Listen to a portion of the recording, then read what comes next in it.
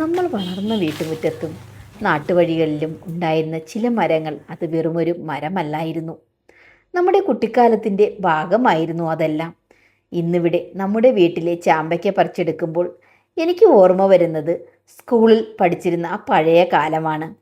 സ്കൂളിൽ പോകുന്ന കാലത്ത് രാവിലെ യൂണിഫോം ഇട്ട് ബാഗും തൂക്കി ഇറങ്ങുമ്പോൾ വീട്ടുമുറ്റത്തെ ഈ ചാമ്പയ്ക്ക മരം ഒന്നും നോക്കാതിരിക്കാൻ പറ്റില്ലായിരുന്നു. ചാമ്പയ്ക്ക് കുറച്ച് മൂത്തിട്ടാണെങ്കിലും ഒരെണ്ണം ആരും കാണാതെ പറിച്ചെടുത്ത് ബാഗിൽ ഒളിപ്പിക്കും. തിരിഞ്ഞു നോക്കും അമ്മ കണ്ടോ എന്നുള്ളത്. പക്ഷേ സ്കൂളിലെത്തിക്കഴിഞ്ഞാൽ ഈ ചാമ്പയ്ക്ക ഒറ്റയ്ക്ക് കഴിക്കാൻ പറ്റില്ലല്ലോ. കണ്ടാൽ പിന്നെ പോയി. ഒരാൾ കണ്ടാൽ അത് മതി.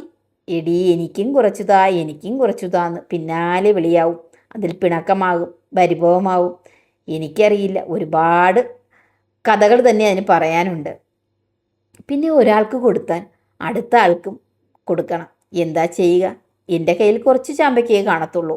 അങ്ങനെ ഒരു ചാമ്പയ്ക്ക് 5ഉം 6ഉം പേർ ചേർന്ന് പങ്കിട്ട ഒരു കാലമുണ്ടായിരുന്നു.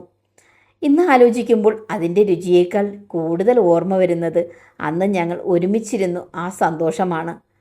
എല്ലാ ബെഞ്ചുകളിൽ നിന്ന് തിരിഞ്ഞും പിരിഞ്ഞും നോക്കി ടീച്ചറിൻ്റെ വഴക്കം കേട്ട് അടിയും കൊണ്ട് ഒക്കെ നമ്മൾ ക്ലാസ് സമയത്ത് കഴിച്ചിരുന്ന ആ ചാമ്പയ്ക്കയുടെ ഒരു ഓർമ്മയാണ്. അന്നത്തെ ഒരു പ്രത്യേക പരിപാടിയായിരുന്നു ചാമ്പയ്ക്കയ്ക്ക് ഉപ്പും മുളക് പൊടിയും ചേർത്ത് കഴിക്കുന്നത്. സ്കൂളിൻ്റെ ഇടവേള സമയത്ത് കൂട്ടുകാരൊക്കെ ചുറ്റും കൂടും. ആർക്കെങ്കിലും വീട്ടിൽ നിന്ന് കൊണ്ടുവന്നത് എന്തെങ്കിലും ഉണ്ടാകും. ഒരാൾ മാങ്ങ കൊണ്ടുവരും, ഒരാൾ നെല്ലിക്ക കൊണ്ടുവരും, ഒരാൾ ചാമ്പയ്ക്ക കൊണ്ടുവരും, ചിലപ്പോൾ പുളിയും ഉണ്ടാവും. അങ്ങനെ എല്ലാവരും കൊണ്ടുവന്നത് എല്ലാവരും കൂടി പങ്കിട്ട് കഴിക്കും. ഇന്നത്തെ കുട്ടികൾക്ക് ഇതൊക്കെ കേൾക്കുമ്പോൾ ചെറിയ കാര്യമെന്ന് തോന്നിയേക്കാം. പക്ഷേ ഞങ്ങളുടെ കുട്ടിക്കാലത്ത് ഇതൊക്കെ എന്തോ ഒരു വലിയ സന്തോഷങ്ങളായിരുന്നു. കാലം കടന്നുപോയി, സ്കൂൾ ജീവിതം കഴിഞ്ഞു. അന്ന് ജീവിതം കണ്ടിരുന്ന കൂട്ടുകാർ ഓരോരുത്തരും ഓരോ വഴിക്കായി. പിന്നെ എല്ലാവർക്കും സ്വന്തം ജീവിതമായി, കുടുംബമായി, അങ്ങനെ എല്ലാവരും തിരക്കായി. പക്ഷെ ചില രുചികൾ ഒരു പ്രത്യേക കഴിവുണ്ട്. അത് നമ്മളെ വർഷങ്ങൾ പിന്നിലേക്ക് കൊണ്ടുപോകും. അതാണ് നമ്മളെ എല്ലാം പിടിച്ചു നിർത്തുന്നത്. ഇന്ന് ഈ ചാമ്പയ്ക്ക അരിയുമ്പോൾ എനിക്ക് തോന്നുന്നത് ഈ വീട്ടിൽ നിന്ന് സ്കൂൾ വരാന്തയിൽ കൂട്ടുകാർക്കൊപ്പം ഇരിക്കുന്നത് പോലെയാണ്. അങ്ങനെ പഴയ ഓർമ്മകളുടെ ഓർക്കാപ്പുറത്ത് നിന്നുകൊണ്ട് തന്നെയാണ് ഞാൻ ഈ ചാമ്പയ്ക്ക കൊണ്ടൊരു അച്ചാറും റെഡിയാക്കാമെന്ന് വിചാരിച്ചത്. ആദ്യം ചാമ്പയ്ക്ക നല്ലതുപോലെ കഴുകി വൃത്തിയാക്കി എടുക്കാം. ശേഷം ഇടയ്ക്ക് എളുപ്പത്തിൽ അരിഞ്ഞെടുക്കാം. അതിലേക്ക് ആവശ്യത്തിന് ഉപ്പും ചേർത്ത് പിന്നെ കുറച്ച് മുളക് പൊടിയും അല്പം മഞ്ഞൾപ്പൊടിയും അച്ചാറിൻ്റെ യഥാർത്ഥ രുചി വരാൻ അല്പം നല്ലെണ്ണയും കായവും ഇതെല്ലാം നന്നായി ഇളക്കി യോജിപ്പിക്കുമ്പോൾ തന്നെ നല്ലൊരു മണം വരാൻ തുടങ്ങും. അടുക്കളയിൽ ഇങ്ങനെ ഒരു അച്ചാർ തയ്യാറാക്കുമ്പോൾ വീടിന് നല്ല ഒരു പ്രത്യേക മണം വരും. അത് വെറും ഭക്ഷണത്തിൻ്റെ മണമല്ലല്ലോ, നമ്മുടെ വീട്ടിലെ ഓർമ്മകളുടെ ഒരു മണമാണ്. ഇന്ന് സ്കൂളിൽ ഈ ഒരു ചാമ്പയ്ക്ക കൂട്ടുകാരുമായി പങ്കിട്ട് കഴിച്ചിരുന്നെങ്കിൽ എന്ന് ഓർത്തുപോയി. ഇന്ന് അതേ ചാമ്പയ്ക്ക അച്ചാറാക്കി വീട്ടുകാർക്കൊപ്പം പങ്കിടുകയാണ്.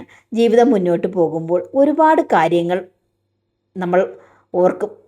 സ്ഥലം മാറും, ആളുകൾ മാറും, നമ്മുടെ ജീവിതങ്ങൾ തന്നെ മാറും. പക്ഷെ ചില ഓർമ്മകൾ നമ്മളെ വിട്ടുപോകില്ല. ഈ ചാമ്പയ്ക്ക അച്ചാറിന് പിന്നിൽ എനിക്ക് കാണുന്നത് ഒരു പാചകക്കുറിപ്പ് മാത്രമല്ല, എൻ്റെ സ്കൂളിൻ്റെ കുട്ടിക്കാലമാണ്. അത് കൂട്ടുകാരാണ്, ചിരികളാണ്, തമാശകളാണ്, വഴക്കുകളാണ്, പിന്നെ പരിഭവങ്ങളും. പങ്കുവച്ച ഈ ചെറിയ സന്തോഷങ്ങളാണ് ഇന്ന് എൻ്റെ മനസ്സിൽ മുഴുവൻ നിൽക്കുന്നത്. നിങ്ങൾക്ക് ഇങ്ങനെ കുട്ടിക്കാലത്ത് കഴിച്ചിരുന്ന എപ്പോഴെങ്കിലും ഓർമ്മ വരുന്നു എങ്കിൽ, എന്തെങ്കിലും ഭക്ഷണം ഉണ്ടോ എങ്കിൽ നിങ്ങളൊന്ന് കമൻറ്റിൽ പറയണേ. ഒരു പക്ഷേ നിങ്ങളുടെ ഈ ഓർമ്മ വായിക്കുമ്പോൾ നിങ്ങളുടെ പഴയൊരു ഓർമ്മ തിരികെ വന്നേക്കാം, അതുറപ്പ്. ഇങ്ങനെ ചാമ്പയ്ക്ക അച്ചാർ ഇവിടെ അവസാനിപ്പിക്കാം. Okay, by.